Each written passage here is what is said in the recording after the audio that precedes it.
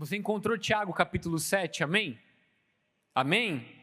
Não me deixa sozinho não, ainda não? É que é pequenininho, né? Pequenininho, quem está com a Bíblia física ali tá correndo. Tiago capítulo 5, versículos 7 e 8 diz assim: Portanto, irmãos, sejam pacientes até a vinda do Senhor. Eis que o lavrador aguarda com paciência o precioso fruto da terra, até receber as primeiras e as últimas chuvas. Sejam também vocês pacientes e fortaleçam o seu coração, pois a vinda do Senhor está próxima. Como nunca é demais, vamos orar mais uma vez? Espírito Santo, obrigado pela Tua palavra, nós adoramos o Seu nome, obrigado pela a Tua presença inconfundível nessa noite. Nós te pedimos que o Senhor possa abrir a nossa mente, o nosso coração, nós nos entregamos por completo. Nós queremos ter a consciência completa daquilo que o Senhor quer falar conosco nessa noite. Senhor, que a pureza do nosso coração seja, Senhor, agradável perante Ti nessa noite, que o Senhor possa falar, porque nós queremos Te ouvir, em nome de Jesus, amém. Queridos, aí em Tiago, no capítulo 5, no versículo 7 e 8, ele fala sobre nós sermos pacientes até a vinda do Senhor. E ele dá um exemplo, ele diz isso, que o lavrador aguarda com paciência o precioso fruto da terra, até receber as primeiras e as últimas chuvas, para a gente ser paciente e fortalecer o coração, porque a vinda do Senhor está próxima. Quem está acompanhando os domingos, o pastor Luciano Subirá está pregando uma série de mensagens a respeito de jejum. Quem ouviu pelo menos alguma mensagem dele sobre o jejum? Uau! Cara, eu não sei vocês, mas no último domingo que ele pregou, que foi 30 de janeiro, se não me engano, eu saí, cara, derrubado. Falei, eu não sou crente. Amanhã o pastor Luciano termina um jejum de 40 dias, cara, só na água. Esse é o nosso pastor, um dos nossos pastores. Dá para brincar, né? Cara, a primeira vez que o Luciano fez esse jejum, eu fiquei assim... Eu falei, cara, eu sou um porcaria mesmo, né? Um pastor que já tem um monte de livro escrito, ministério consolidado, testemunho que pelo Brasil e fora do Brasil, e o cara tá fazendo um jejum de 40 dias, e eu achando que se eu cortar um chocolatinho durante 2 dias, eu tô abafando. É confrontador, né? Cara, mas está sendo maravilhoso porque o pastor Luciano, no último culto que ele pregou domingo, 30 de janeiro, ele falou sobre como o jejum, ele pode ser um apressar a vinda do Senhor de uma maneira escatológica, e foi sensacional o que ele falou. Só que ele falou algo que me chamou muito a atenção e continuou a ecoar no meu coração, e essa mensagem que o Senhor nos trouxe nessa noite, que ele falou das últimas chuvas, do derramar de Deus das últimas chuvas. E ele leu lá Joel, no capítulo 2, no versículo 23, ele falou a respeito dessas últimas chuvas e explicou para a gente. Lá em Joel, no capítulo 2, no versículo 23, diz assim: Filhos de Sião, alegrem-se e exultem no Senhor seu Deus, porque Ele lhes dará as chuvas em justa medida, fará descer como no passado as primeiras e as últimas chuvas. Essas primeiras e últimas chuvas a que o profeta Joel se refere, era algo muito conhecido na época por eles, um povo que vivia muito do trabalho agrícola. Eles precisavam das primeiras e últimas chuvas. Nós vamos ver que em outras passagens chamam de chuvas temporãs e chuvas serôdias, né? Mas é mais fácil a gente falar primeiras e últimas chuvas. As primeiras chuvas, ou as temporãs, elas precediam a semeadura. Ela preparava a terra para a semente, essas primeiras chuvas, as chuvas temporãs. E as últimas chuvas, as serôdias, elas precediam a colheita. Era ali no finalzinho, a transição entre primavera e verão, que fazia com que a colheita estivesse pronta no tempo do verão que eles precisavam colher ali. Então as últimas chuvas preparavam para vir com força essa colheita. E nós vamos ver que tanto o fim dos tempos, o que Joel fala, quanto nós vamos ver em Jesus declarando, a colheita, ela precede a vinda do Senhor. Nós lemos ali em Tiago, né, que fala a respeito disso, para sermos pacientes, que o lavrador aguarda com paciência o precioso fruto da terra, até receber as primeiras e as últimas chuvas. O pastor Luciano nos lembrou que o apóstolo Pedro, lá em Atos no capítulo 2, dá testemunho a respeito da profecia de Joel, que nos últimos dias Deus derramaria do seu espírito sobre toda a carne.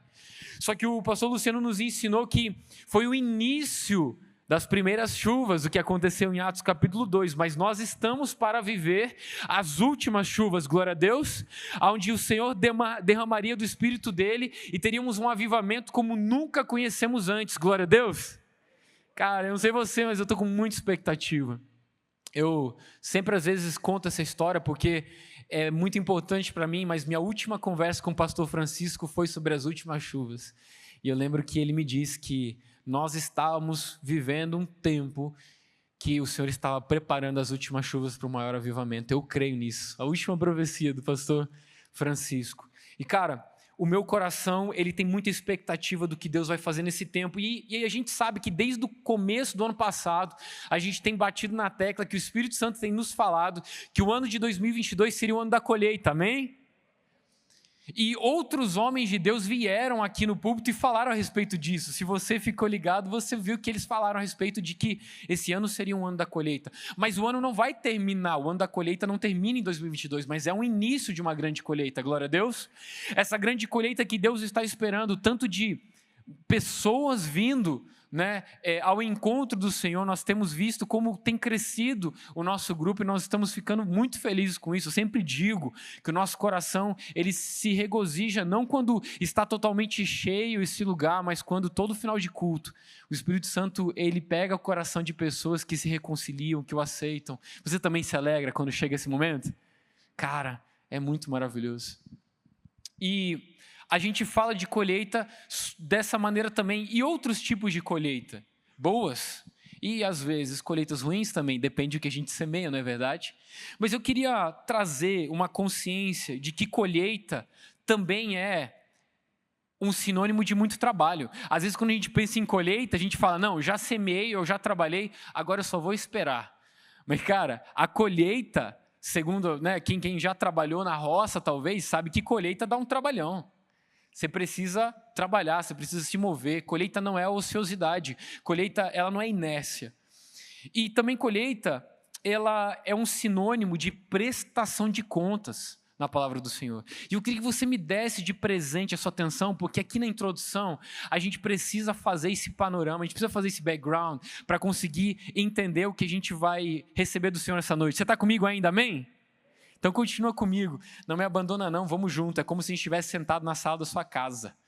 Gente, a gente vai ver várias partes das Escrituras que colheita, ela tem um sinônimo de prestação de contas.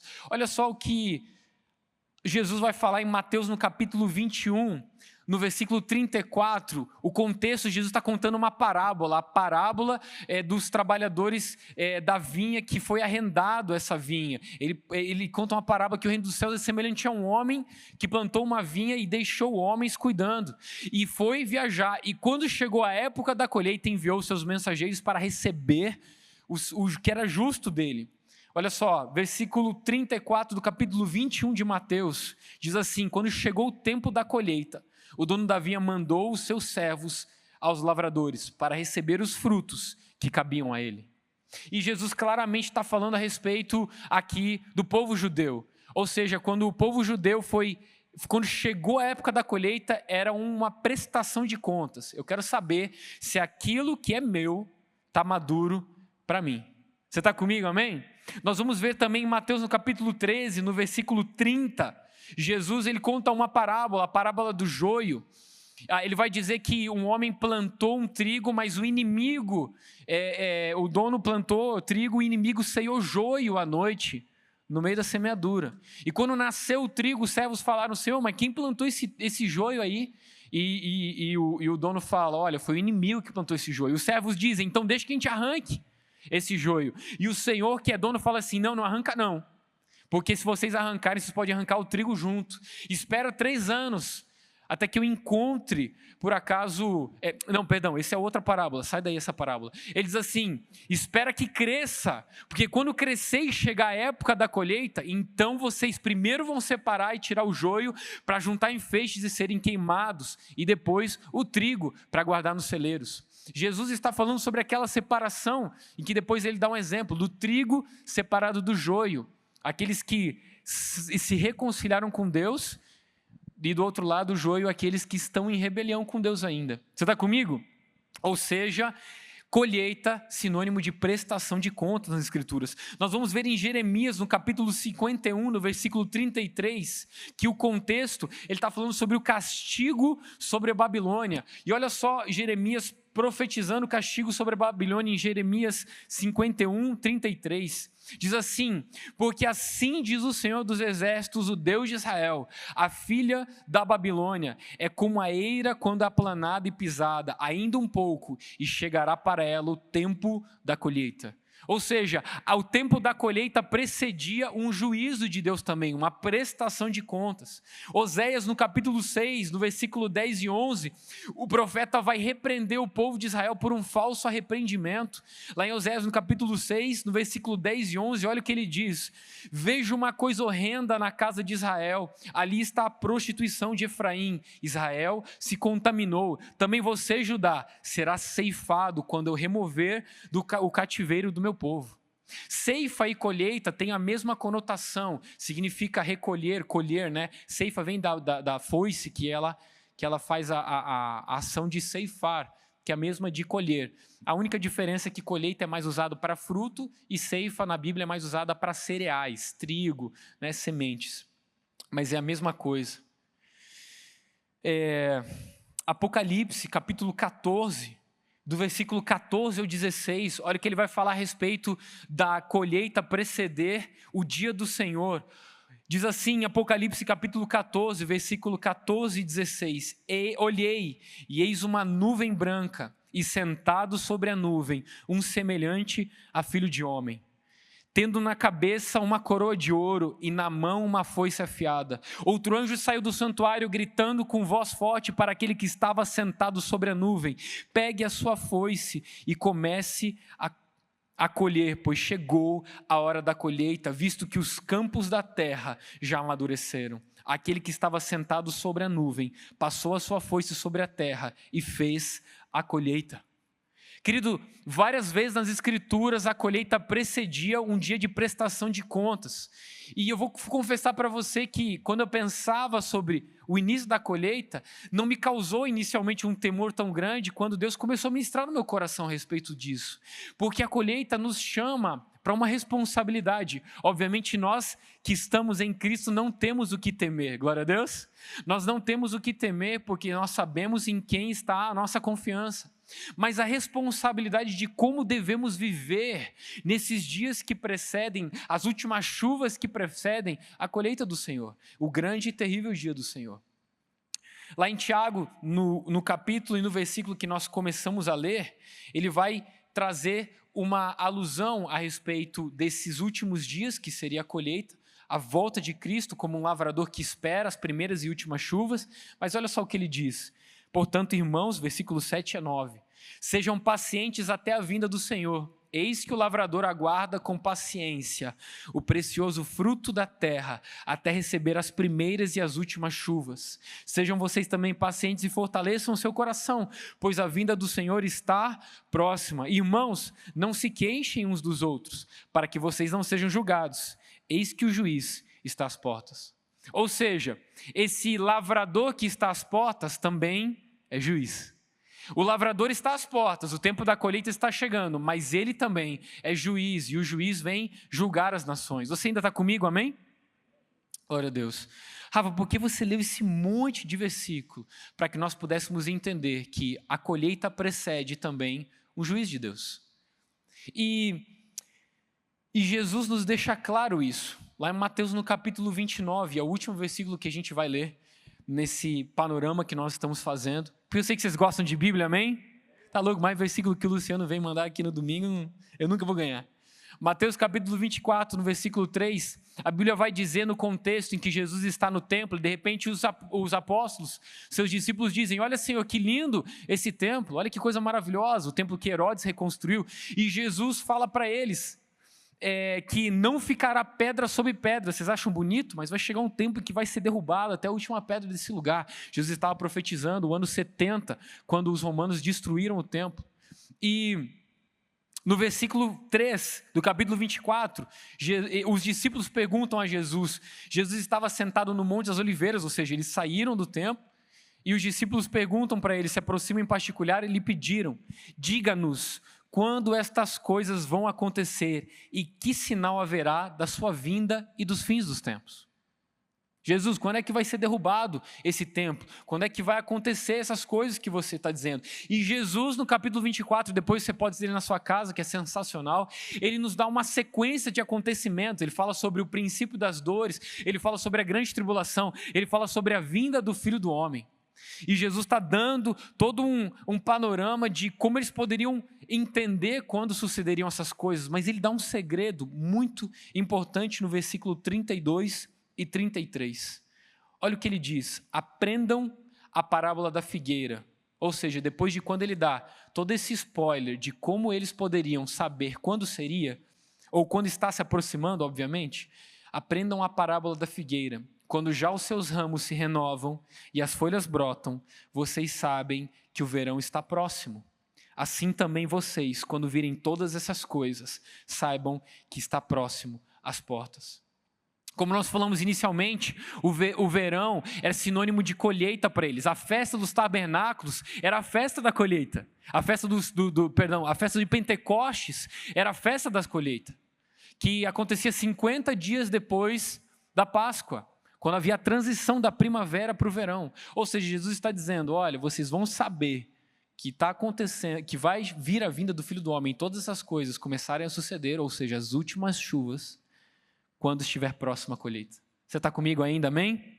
Então, se o Espírito Santo tem falado ao nosso coração, e não digo só ao nosso coração como comunidade de alcance, mas outros pastores têm falado que Deus está enviando as últimas chuvas, nós sabemos que está próximo o retorno de Cristo. Lá em Provérbios, no capítulo 10, no versículo 5, para a gente consolidar que realmente verão para eles era a colheita, para que a gente entenda do que Jesus está falando, Provérbios 10, 5 diz, quem ajunta no verão é filho sábio, e quem dorme no tempo da colheita é filho que envergonha. Então, fica muito claro para nós que a colheita acontecia no verão, e Jesus está falando algo para nós nos atentarmos. Ou seja, o sinal do retorno de Jesus será como aqueles que entendiam que a colheita do verão está chegando. Agora, quando o Espírito Santo ministrou tudo isso no meu coração, me veio um temor tão santo, porque a pergunta que eu fiz é, como o Senhor quer que eu viva nesses dias? Como o Senhor quer que eu proceda nesses dias? O que o Senhor espera de mim nesses dias que precedem a colheita do Senhor, que precedem o retorno do Senhor, as últimas chuvas, o derramado do Espírito? Glória a Deus, ele vai acontecer, mas o que eu preciso fazer para ser participante daquilo que Deus vai fazer? Porque, querido, deixa eu dizer algo para você. Se tem algo que constrange o meu coração e eu tenho um pavor santo, eu tenho certeza que Deus vai fazer algo, porque Ele sempre faz. Eu não quero estar de fora. O meu pavor é estar de fora daquilo que Deus quer fazer. Quantos querem estar presentes com Deus no que Ele quer fazer, amém? Cara, é isso. E Deus, como o Senhor quer que eu viva nesse tempo? E para a gente entender como o Senhor quer que nós vivamos, o que o Senhor quer que nós façamos, a gente vai pegar um exemplo de um homem que viveu uma colheita muito semelhante. As coisas que aconteceram eram figuras, tipos a respeito dessa colheita que nós estamos para viver. Que você, se foi na escola bíblica dominical ou no ministério infantil, com certeza ouviu a história desse homem. É a história de Noé. O Espírito Santo ministrou no meu coração, eu tinha uma outra mensagem preparada no início da semana, e o Espírito Santo falou, não é a mensagem que eu quero trazer. Eu quero que você fale sobre Noé. E, cara, eu nunca tinha pregado sobre Noé, e nunca acho que tinha ouvido uma mensagem sobre Noé. E foi muito desafiador para mim, mas o Espírito Santo ministrou no meu coração uma mensagem que eu queria compartilhar com vocês. Você ainda está comigo? Amém? Glória a Deus. A gente vai aprender com Noé. Mas assim, o que Noé tem a ver com colheita? Lá em Mateus, no capítulo 24, quando Jesus continua falando a respeito das últimas chuvas, a respeito da colheita do verão, a respeito da vinda dele, tudo o que sucederia, ele também diz algo. Versículo 37 ao 39 de Mateus 24. Quando vai acontecer essas coisas? Ele diz, pois assim como foi nos dias de Noé, assim será também a vinda do Filho do Homem. Pois assim como nos dias anteriores ao dilúvio, comiam e bebiam, casavam-se e davam-se em casamento, até o dia em que Noé entrou na arca, e não o perceberam, até que veio o dilúvio e os levou a todos. Assim será também a vinda do Filho do Homem. Existe alguma coisa que aconteceu nos tempos de Noé que remete para nós o ensinamento de como devemos proceder nesses últimos tempos. A gente vai ver que Noé passou por uma colheita, um juízo de Deus, o tempo de Noé. A Bíblia vai dizer, e você sabe muito bem, que foram salvos apenas Noé e mais 7 pessoas e os animais que Deus escolheu para dentro daquela arca. E você sabe muito bem que aquela arca, ela apontava para Jesus. A arca como um tipo de Jesus, a arca como uma sombra que trazia uma realidade futura e vindoura a respeito de Jesus. E Noé, ele vive esse panorama da salvação que nós vivemos hoje de uma maneira ilustrativa.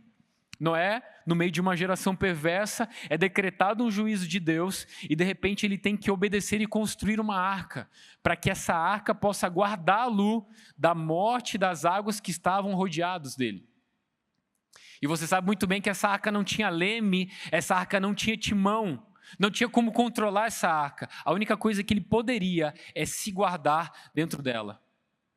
E a palavra de Deus é maravilhosa e tudo faz um sentido incrível. Eu estava lendo um dos meus comentários bíblicos que dizia que no dia exato que diz que a arca repousou sobre o Monte Ararat, depois de 150 dias, foi exatamente no mesmo dia do ano em que Jesus ressuscitou muitos séculos depois. Ou seja, aquele repouso da arca em um lugar seco representava uma nova vida. É obviamente uma ilustração, uma tipologia a respeito de como a arca de Noé, ela simbolizava a redenção de Cristo e como Noé saindo da arca começando uma nova vida. Você está comigo? Amém? Agora, a pergunta que nós devemos fazer é se Noé viveu uma figura, um apontamento a respeito dos últimos tempos, assim será como nos dias de Noé a vinda do Filho do Homem. Como é que Noé viveu? Porque, cara, a gente ouve muito pouco, né? Na verdade, fala muito pouco sobre Noé. A história de Gênesis 6, do dilúvio em diante, fala muito mais sobre o dilúvio e até com poucos detalhes. Mas o Espírito Santo veio e falou no meu coração e eu queria trazer para você nessa noite esse ensinamento. Eu fui buscar a vida de Noé e achei pouquíssima coisa. Em comentário bíblico não tinha, pregações que eu buscava eu não encontrava material, até que o Espírito Santo me disse, depois de eu orar, ele disse, releia Gênesis capítulo 6, versículo 9. E ele me perguntou, precisa de mais alguma coisa? Lá em Gênesis, no capítulo 6, no versículo 9, se você tem a sua Bíblia aí, quiser me acompanhar comigo,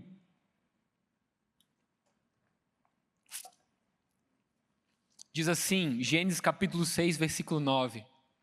Eis a história de Noé. Noé era homem justo e íntegro entre os seus contemporâneos. Noé andava com Deus. O Espírito Santo me perguntou, Rafa, você precisa de mais alguma coisa? Eu falei, uau, essa é a história de Noé. A gente sabe que quem escreveu isso foi Moisés, muito provavelmente, né, é fato isso, a tradição conta que foi Moisés que escreveu, e quando ele vai começar a história desse homem, ele diz, essa é a história de Noé, um homem justo e íntegro, no meio da sua geração, ponto. Noé andava com Deus. E eu falei, meu Deus, como Deus pode ter encontrado um homem no meio de uma geração perversa. E esse é o primeiro ponto que eu queria que a gente entendesse. Rafa, como a gente deve viver nessas últimas chuvas que precedem a colheita maravilhosa de vidas vindo, mas também a vinda do Senhor, que também é um juiz que está às portas. Como a gente deve viver? Qual é a nossa responsabilidade para que essa colheita? O primeiro ponto é, como a gente pode aprender com a vida de Noé? E o primeiro ponto é, Noé andava com Deus. Cara, isso é maravilhoso porque por Noé andar com Deus, ele teve uma sensibilidade de ouvir aquilo que Deus tinha para dizer. E a gente sabe que esse andar com Deus não é a primeira vez que a gente vê que acontece. A Bíblia vai dizer que ao entardecer, Deus descia para andar com Adão. Qual que é o princípio, qual que é o intuito de Deus caminhar com o homem? O que poderia ganhar Deus caminhando com o homem? Na verdade, Deus não precisa de nada, Ele não ganha nada caminhando com o homem. Na verdade, o homem ganha tudo caminhando com Deus. Quando você anda com uma pessoa há muito tempo, você vai perceber que você vai se tornar mais parecido com essa pessoa. Por exemplo, se você tiver uma amizade muito grande com o Thiago, gosto de usar de você de exemplo, cara, sabe por quê? Porque o carioca tem sotaque que não dá para enganar ninguém, né? Todo mundo sabe. Se você passar, cara, um mês com o Thiago, direto junto, tu vai estar falando muito X. Não é verdade, cara? Você vai. Quantos de vocês já viajaram para o lugar, seja Nordeste, alguma coisa, e você falou assim, rapaz, eu já estou com sotaque desse lugar. Quem já experimentou isso? Porque quando você anda com uma pessoa, você começa a receber influência. O princípio de andar com Deus o que Deus queria é tudo que eu sou, você também pode ser. Na verdade, esse foi o meu propósito, imagem e semelhança, amém? A Bíblia diz que Noé andava com Deus e por andar com Deus ele teve sensibilidade por ouvir a Deus. Olha que a palavra de Deus vai nos dizer lá em Hebreus no capítulo 11, no versículo 7, quando fala sobre os heróis da fé, o testemunho que diz a respeito de Noé. Hebreus 11, 7 diz assim, pela fé, Noé construiu uma grande embarcação para salvar sua família do dilúvio. Ele obedeceu a Deus, que o advertiu a respeito de coisas que nunca haviam acontecido.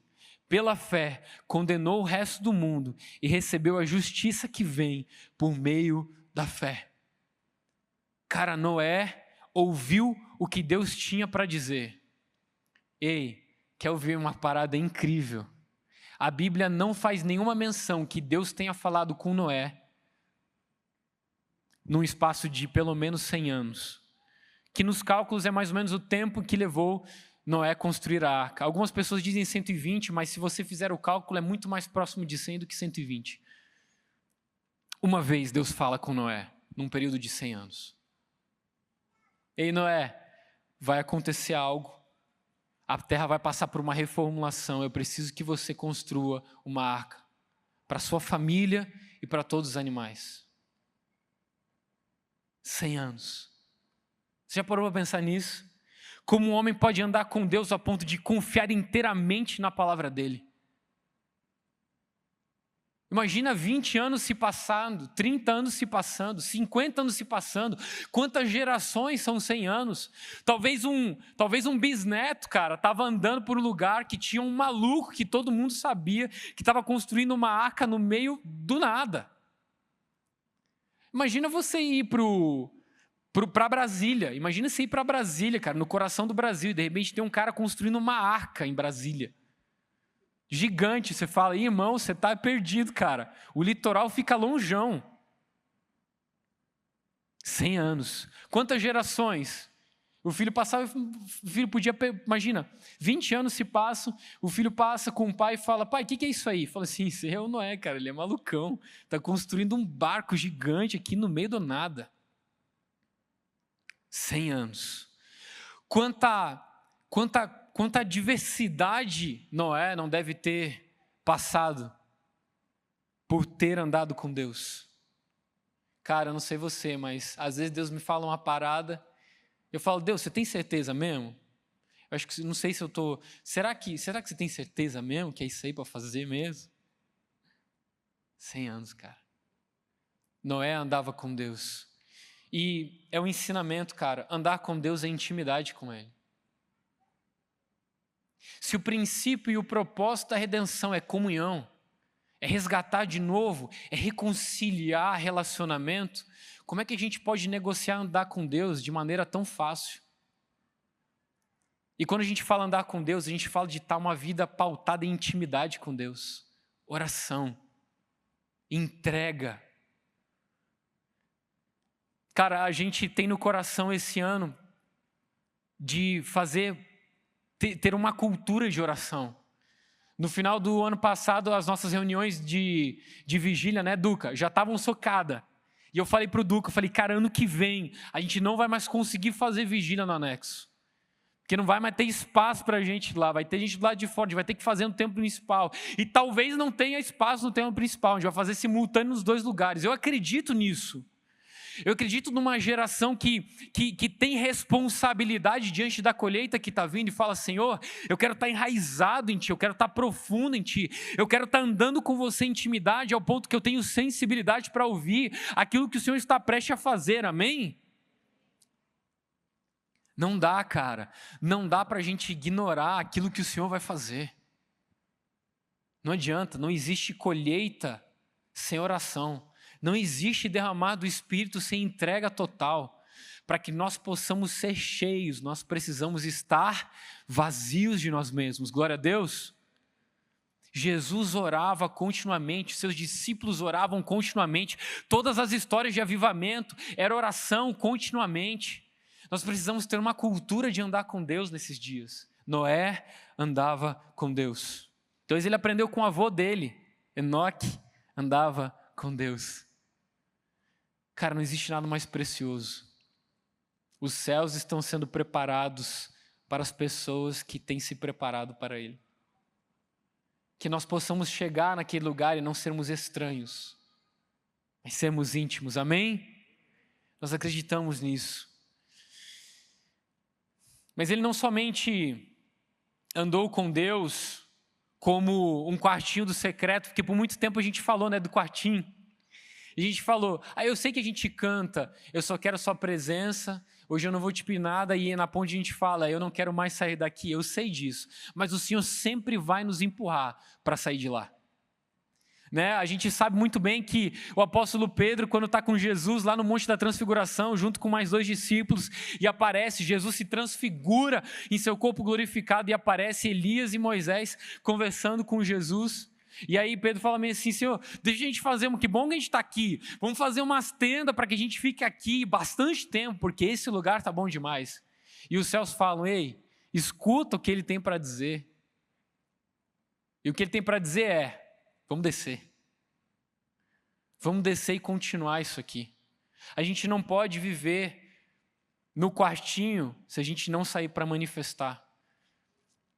E o segundo ponto, depois de Noé andou com Deus, que é um ensinamento em que nós devemos ter a urgência de andar com Deus, segundo ponto, Noé obedeceu a Deus de maneira integral, inteira. Olha o que a palavra vai nos dizer em Gênesis capítulo 6, versículo 22. O testemunho da vida desse homem que Deus escolheu para ser participante da colheita e o salvou. Olha só, Noé fez tudo exatamente como Deus lhe havia ordenado. Noé fez tudo. Noé não fez a maioria, Noé não fez um pouco, Noé não fez mais ou menos. Ele fez tudo. E ele não fez só tudo. De que maneira ele fez? Exatamente. Ele não fez tudo parecido, ele não fez tudo muito igualzinho, ele fez tudo exatamente como Deus havia ordenado. Cara, eu estava trocando uma ideia com o Isa, e vocês fiquem atentos, que vai sair um podcast que a gente fez com o Isa, que ficou muito, muito bom. Já tem data, vai ser em março, não vai? Ó, spoiler aí para vocês. Em março vai ter o podcast que a gente fez com o Isa, e uma das coisas que o Isa falou foi: cara, se a gente parar para pensar, não temos mais nada para dar a Deus a não ser obediência e um amor voluntário. Obediência e um amor voluntário. O que Deus pode receber da gente? A riqueza? A gente oferta para que a gente possa ter comunhão uns com os outros e o reino de Deus avançar. A gente oferta por honra, é gratidão, mas não porque Deus precisa. Riqueza? Não. Obediência é a única coisa que a gente pode dar a Deus. E um amor voluntário é a única coisa que Ele pede. Obediência. Cara, você já parou para pensar que às vezes a gente negocia a obediência pelo serviço?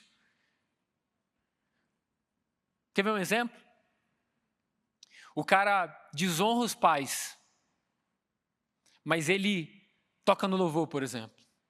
Ou ele está servindo em algum lugar aí. Deus não precisa do nosso serviço. Ele quer nossa obediência. Jesus fala: ei, vocês não entenderam, é melhor obedecer do que sacrificar. Isaías declara isso, melhor obedecer do que sacrificar. Eu quero obediência, não quero sacrifício. Eu quero obediência, não é o serviço que eu estou buscando.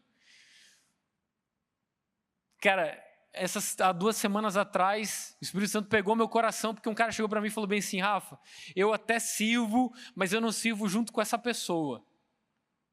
Porque a gente não se dá. Fala, cara, você não entendeu que Deus não quer teu serviço, Ele quer tua obediência? E a ordem dele é: nisto conhecemos o amor. Cristo deu sua vida por nós devemos dar nossa vida pelos nossos irmãos. Ele não quer teu serviço, Ele quer tua obediência na comunhão. Amém? Não negocie obediência pelo serviço, achando que você está equivalendo, achando que Deus está se agradando. Às vezes a gente acha que Deus está se agradando dos nossos serviços, quando na verdade Ele se agrada da nossa obediência. E cara, como obedecer a Deus nos abençoa. Porque não é o que nós queremos dar que importa, mas o que Ele deseja receber, amém? Noé obedeceu exatamente como Deus lhe havia ordenado. Cara, Jesus ordenou para a gente amar o nosso irmão? Obediência. Jesus ordenou a gente perdoar? Não tem conversa, obediência. Jesus mandou a gente honrar nossos pais? Obediência. Ser fiel? Obediência. Obediência. E não tem como você agradar um Deus e obedecer que você não conhece. Leitura da palavra. Então, o primeiro ponto a gente falou sobre oração, andar com Deus, em conhecê-lo, em ter experiência com Ele. Mas o segundo ponto de obedecer a Deus é: você não pode obedecer o que você não conhece. Você precisa conhecer o que Ele te disse para obedecer. As Escrituras, a gente precisa ser apaixonado. Não vai acontecer, cara, a colheita de Deus, enquanto a gente não ter um reabibliamento. Só existirá um reavivamento se tivermos um reabibliamento. E como nós amamos a palavra de Deus nessa casa. Noé, ele andou com Deus. Noé obedeceu a Deus de maneira integral, completa. E o terceiro e último ponto. Noé compartilhou do que recebeu. Cara, você já parou para pensar que Deus não mandou que Noé pregasse para ninguém? A ordem de Deus foi: você vai construir uma arca. Mas a Bíblia vai nos dizer e vai chamar ele de pregador. Olha só o que 2 Pedro, capítulo 2, versículo 5 diz. Deus não poupou o mundo antigo, mas preservou a Noé, pregador da justiça, e mais 7 pessoas, quando fez vir o dilúvio sobre o mundo de ímpios. Essa palavra pregador significa realmente um orador, aquele que declarou a palavra de Deus. Enquanto Noé estava construindo a arca, ele não reteve apenas para ele uma salvação, mas ele compartilhou durante 100 anos o que Deus estava para fazer. E cara, é impressionante isso. Porque a Bíblia vai nos dizer que talvez eles não acreditavam porque o tempo estava tardio em acontecer aquilo que Noé dizia que iria acontecer. E em 2 Pedro, no capítulo 3, do versículo 3 a 9, Pedro vai dizer isso. No contexto que Pedro está falando é o seguinte: gente, nos últimos dias vão ter escarnecedores, dizendo que Jesus não vai voltar. Tem aí para a gente ler, não tem? Porque aqui eu percebi que acabei esquecendo de colocar. 2 Pedro 3, de 3 a 9, tá ali sim. Olha só, o apóstolo Pedro diz: acima de tudo, quero alertá-los que nos últimos dias surgirão escarnecedores, que zombarão da verdade e seguirão os próprios desejos, dizendo: o que houve com a promessa que ele voltaria? Desde antes do tempo de nossos antepassados, tudo permanece igual, como desde a criação do mundo. Você vai ver que ele está fazendo uma alusão ao dilúvio. Talvez foi por isso que não acreditaram em Noé, porque o tempo foi passando e eles falaram: ih, cara, essa conversa de Noé já foi 30 anos. Olha que ele continua dizendo: eles esquecem deliberadamente que Deus, por sua palavra, há muito tempo criou os céus e a terra seca, que fez surgir em meio às águas. Depois, com água, destruiu todo o mundo antigo no dilúvio. Pela mesma palavra, os céus e a terra que agora existem foram reservados para o fogo e estão guardados para o dia do julgamento, quando todos os perversos serão destruídos. Olha cá a recomendação que ele diz então: logo, amados, não se esqueçam disso. Para o Senhor um dia é como 1000 anos e 1000 anos como um dia. Na verdade, o Senhor não demora em cumprir sua promessa, como pensam alguns. Pelo contrário, Ele é paciente por causa de vocês. Não deseja que ninguém seja destruído, mas que todos se arrependam. Glória a Deus. O que ele está dizendo, cara, talvez Noé demorou 100 anos para construir a arca, porque ele fez muito devagarzinho. Porque ele fez muito devagarzinho, porque talvez, eu estou conjecturando, Noé possa ter dito: rapaz, não é possível que só minha família e os animais vão ser salvos. E pregou durante 100 anos. A Bíblia diz que Deus ordenou e diz: entra na arca. Noé entra na arca, Deus fecha ela do lado de fora e chove. E a Bíblia diz que as águas dos abismos rompem. E 40 dias e 40 noites chove. 100 anos pregando. 100 anos não retendo aquilo que ele recebeu. Cara, você consegue pensar na crise que eu estou? Porque essa palavra eu estou pregando para mim, só que em voz alta. Obrigado por vocês estarem ouvindo. Eu falando: meu Deus, eu não posso reter aquilo que eu ouvi do Senhor que irá acontecer. O dia do Senhor vem. O apóstolo Pedro falei, cara, nos dias de Noé eles não acreditaram. Falando: cara, desde o tempo dos nossos pais essa conversa aí. Mas veio o dilúvio. A responsabilidade que a gente tem diante daquilo que a gente recebeu. Cara, sabe quando veio essa mensagem? Sábado passado eu estava aqui com o violão e o Espírito Santo veio como um soco. Você já tomou um soco do Espírito Santo no coração assim? Pá! Ele veio como um soco e ele me fez uma pergunta. Ele falou: Rafa, Noé, durante 100 anos, ele negociou sonhos, ele negociou desejos, ele negociou tudo para salvar 7 pessoas e animais. Eu não estou falando nada, faz um parênteses aqui. Nós amamos os animais. A Bíblia diz que o homem justo cuida do seu animal. Mas é evidente que para Deus as vidas são mais importantes do que animais. Jesus morreu por vidas humanas, amém? Não estou dizendo que os animais não são, hein? Olha a polêmica aí. Eles são maravilhosos, é criação de Deus, criatura que a gente deve cuidar. Mas Noé trabalhou 100 anos, ele negociou a vida dele inteira para salvar bicho e 7 pessoas. Você está comigo? E o Espírito Santo me perguntou: quanto maior ministério da reconciliação vocês têm, de poder ajudar pessoas a entrarem nessa arca de Deus que é Jesus. Eu falei: meu Deus, eu preciso entender a urgência da colheita, eu preciso entender a responsabilidade que eu tenho diante de tudo isso. Noé não reteu para ele aquilo que Deus o revelou. E cara, deixa eu falar uma parada para você. Eu viajo às vezes, né? E eu estava ali, pai, estudando e falando assim: Deus, e se as pessoas tivessem se arrependido? Porque Deus decretou que iria fazer, mas em Nínive também. Mandou Jonas e falou: Jonas, vai lá e diz para ele o seguinte: Deus vai destruir vocês aqui, porque esse pecado não está dando mais.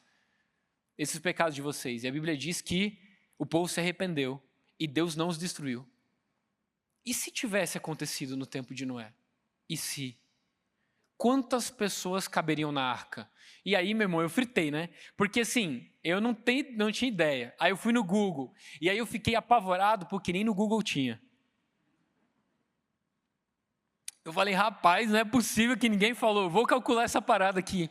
Se Deus tivesse trocado os bichos, falava assim: não, os bichos eu dou um jeito, faço de novo, mas o homem que se arrepender vai conseguir entrar. Quantas pessoas caberiam?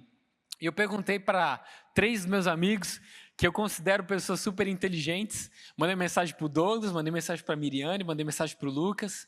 Não que os outros meus amigos não sejam inteligentes, mas cara, tu não quer competir, né?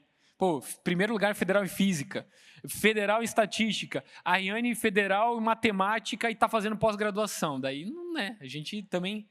Hã? Eu falei: Miriane. A Riane fez agronomia e física também. Cara, uma galera aqui é massa, né? Tá louco, galera inteligente. O que eu tô fazendo aqui, né? Falando para vocês, cara. Eu falo problema. E, cara, dois me mandaram uma estimativa, mas uma das pessoas me respondeu já diretamente, dizendo: Rafa, não tem como fazer essa conta, que tem muitas variáveis. Não tem, a gente pode, porque assim, eles ficaram quase 1 ano dentro dessa arca. Assim, não tem como a gente calcular quantas pessoas poderiam caber, porque tem muitas variáveis. Quanto de comida precisava ser estocado para toda essa gente? Qual o espaço de comida para ser estocado para toda essa gente? Então, assim, por mais que a gente faça um talvez, a gente vai estar muito longe, talvez, da exatidão. E quando essa pessoa me respondeu isso, na hora o Espírito Santo me falou uma parada. Ele disse: Rafa, sabe por quê? Obrigado, mano. Rafa, sabe por quê não é relevante quantas pessoas caberiam nessa arca? Eu perguntei: por quê? E ele disse: porque se durante 100 anos as pessoas que ouviram Noé tivessem tomado uma atitude responsável de construir para eles e sua família que fosse um barquinho, eles também teriam sido salvos. Não era quantas pessoas Noé conseguiria colocar na arca com a força do braço, mas quantas pessoas seriam responsáveis de tomar uma decisão a respeito daquilo que estava por vir. Você está comigo, amém?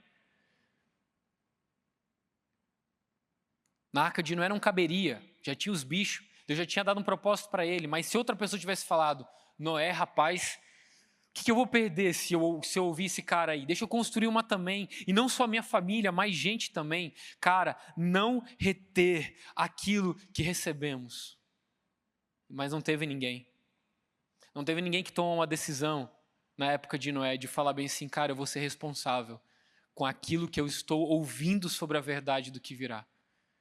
E foi quando o Espírito Santo pegou meu coração e falou: Rafa, o que você vai fazer diante de tudo isso? O que você vai fazer diante dessa ilustração do dilúvio com uma colheita que Deus colheu, apenas 8 pessoas foram salvas desse juízo de Deus? Cara, é muito sério. Eu não tô falando isso para que você tema, eu estou falando isso para que você se constranja junto comigo. Somente assim: Rafa, pelo amor de Deus, cara, a gente precisa fazer alguma coisa. A gente precisa se reunir em oração, cada vez mais andar com Deus. A gente precisa obedecer de maneira integral.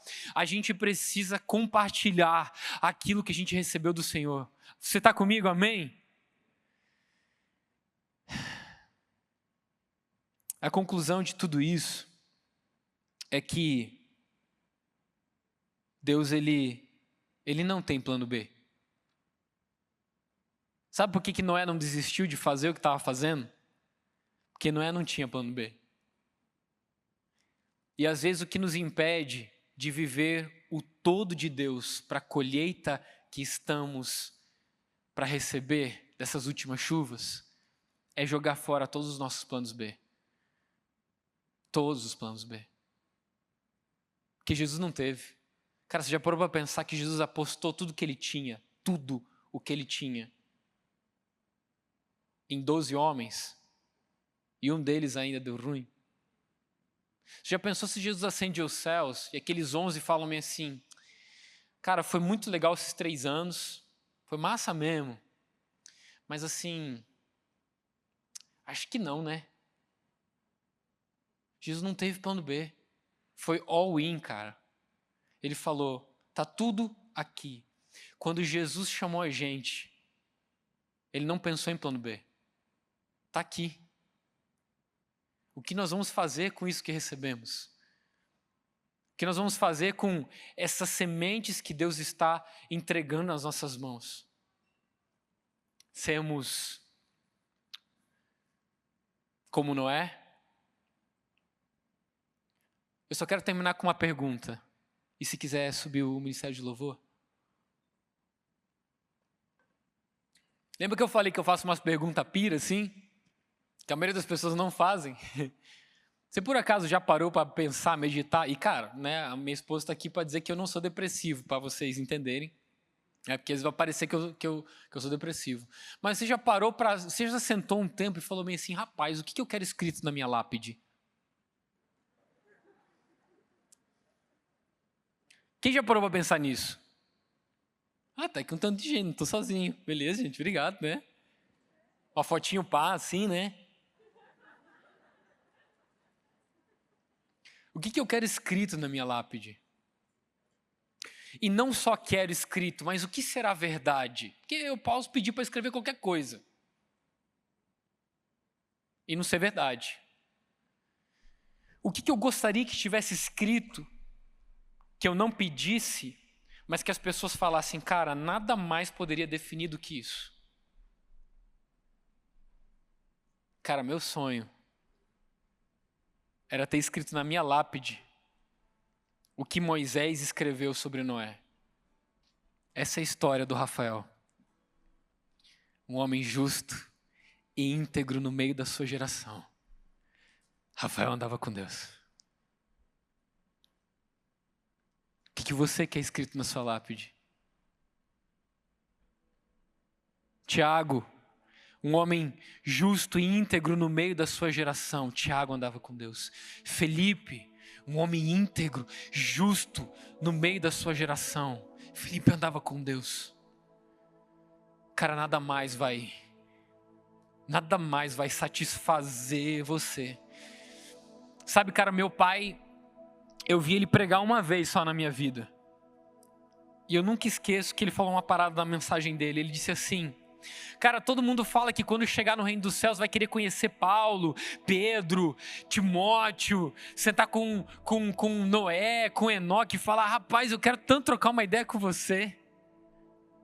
Fala para mim um pouco mais de detalhes sobre você. E meu pai disse assim,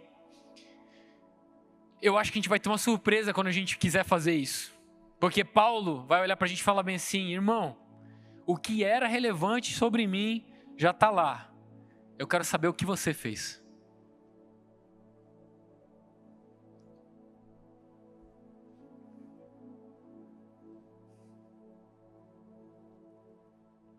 Eu quero saber se você foi responsável. Cara, nós cantamos aqui nessa noite, eu falei, cara, eu não sei nem se eu quero subir, porque essa é a minha promessa, sabe? Essa é minha promessa. Eu gastarei minha vida. Eu queria que a gente pudesse se levantar com uma geração intencional e participante, não só espectadora do que Deus vai fazer, sabe? Desde menino eu orava. Às vezes as pessoas elas chegam para mim e elas perguntam, Rafa, fala para mim qual que é o segredo. Qual que é o segredo de tipo assim, cara, fala para mim o que você fez para você não se perder no meio do caminho. Porque eu tive amigos que estavam comigo no Ministério Infantil e eles estão em clínica de reabilitação, alguns morreram. Eu tenho amigos que estavam comigo aprendendo as mesmas coisas e estão no presídio. Porque fizeram coisas horríveis. Cara, minha oração era, Deus, eu sei que o Senhor fará algo incrível. Por favor, não me deixe de fora. Não me deixe de fora, Senhor, do que o Senhor irá fazer. Eu quero andar com você. Eu quero obedecer integralmente você. Eu quero compartilhar daquilo que o Senhor tem derramado sobre o que irá fazer. Essa mensagem não é para trazer um peso sobre nós, ela é para nos alertar sobre uma responsabilidade, porque lembra que nós falamos no ano passado, cara, pregar a palavra de Deus para que pessoas entrem nessa arca que é Jesus, ela tem prazo de validade. A Bíblia vai dizer que os anjos desejavam o ministério da reconciliação. Deus poderia ter pedido para os anjos fazer isso, mas Ele postou tudo na gente, cara. Como é que a gente pode ter tão pouco, por tão pouco? Não pode, não tem como. Eu tenho que parar de ser menino e negociar oração por Netflix, cara. Eu não estou falando que a gente não vai mais assistir, mas eu estou falando que a gente vai medir prioridade. Você está comigo? Jesus. Eu queria que você colocasse de pé comigo nessa noite. Veio um slogan no meu coração, veio uma palavra no meu coração quando eu estava meditando sobre essa mensagem. Deus, ele não tem plano B, porque nós teríamos, né? Se Deus não tem plano B, porque nós teríamos. E você sabe que esse pensamento vem de quando Elias ele chega para Eliseu, lança a capa sobre Eliseu. A Bíblia diz que Eliseu estava arando 12 juntas de boi. Cara, 12 juntas de boi é bastante coisa. E se ele estava arando, era porque ele estava se preparando para plantar. Mas quando Elias chega e lança sua capa e dá para ele um encargo sobre algo que ele deveria fazer, ele pega essas 12 juntas de boi, ele não vende, ele não empresta, ele não deixa elas guardadas, ele sacrifica elas e ele faz um fogo com a carroça que puxava o arado. Eu não sei qual é o seu plano B, cara. Às vezes seu plano B é tipo assim: ah, Rafa, não sei se vai dar muito certo, então assim, eu tenho um backup aqui, um backup plan, eu tenho um plano B. Se não der certo, eu vivo uma vida assim normal, eu fico aqui no meu cantinho. Os apóstolos, cara, os homens que eles abalaram o mundo, eles não tinham plano B, eles jogaram tudo fora. E uma história, essa é a história que eu termino concluindo. Uma história que chamou minha atenção sobre não ter plano B e ver resultados incríveis. Podemos pegar muito da palavra de Deus que você já sabe. O de Eliseu é um exemplo deles. Mas me chamou muita atenção a história de um homem que eu queria pegar só o exemplo do que ele fez, mas não da vida dele. Alexandre o Grande. Quem já ouviu falar sobre Alexandre o Grande? Matemática não era bom, mas história eu gostava. A história vai dizer que em 533 a.C., na grande costa da Fenícia, quando Alexandre o Grande estava diante do Império Persa, que era incontavelmente maior do que o exército dele, muito mais numeroso a tropa inimiga do que a tropa dele, o que gerou grande desmotivação e temor entre os seus soldados. Alexandre ordenou que queimassem todos os navios que eles vieram. Falou: todos os navios que a gente veio para essa costa, pode queimar. Os caras falaram: rapaz, você tá louco? Como é que vai queimar esses navios, cara? A gente vai voltar como para casa. E a história conta que ele fez isso para motivar a tropa, para que eles entendessem que não havia outra alternativa, que não fosse lutar até o fim e vencer, porque eles só poderiam voltar para casa no navio dos inimigos. E às vezes parece que o Rafael ele tá fazendo aqui, mas ele tá de olho lá no naviozinho dele, falando: se não der aqui, eu entro nesse barco aqui e vou para casa. Cara, queimar as nais. Até que não tenha mais como voltar. Falar bem assim: rapaz, é só para frente aqui, vou construir essa arca, eu vou pregar, eu vou andar com Deus, eu vou obedecer integralmente, eu não vou reter aquilo que eu recebi. Sim, Senhor, essa é a nossa promessa, esse é o testemunho da nossa vida. Nós queremos nos entregar por inteiro, para te ter por completo. Nós queremos nos entregar sem reservas. Aquilo que o Senhor fará, o que te pedimos de todo o coração é: não nos deixe de fora. Que o Senhor possa fazer conosco e não apesar de nós. Senhor, por favor, venha nos trazer um batismo de responsabilidade, um batismo de angústia por fazer a sua vontade, de maneira integral, imediata, de maneira sem concessões. Espírito Santo, queima o nosso coração, não nos deixe ter nossa vida preciosa a nós mesmos, como disse o apóstolo Paulo, contanto que possamos fazer aquilo que fomos chamados, nos entregarmos. E não importa se demore 100 anos, nós iremos aguardar como se o Senhor viesse amanhã, iremos viver como se o Senhor viesse amanhã, nós iremos pregar como se o Senhor viesse amanhã. Essa é a urgência do nosso coração, Jesus. Essa é a urgência do nosso coração. E aqui fica a pergunta: quando você for embora, o que vão dizer a seu respeito? Como disseram sobre Noé, essa é a história de Noé, homem justo e íntegro. No meio de sua geração, Noé andava com Deus. Glória a Deus, você recebe essa palavra? Glória a Deus.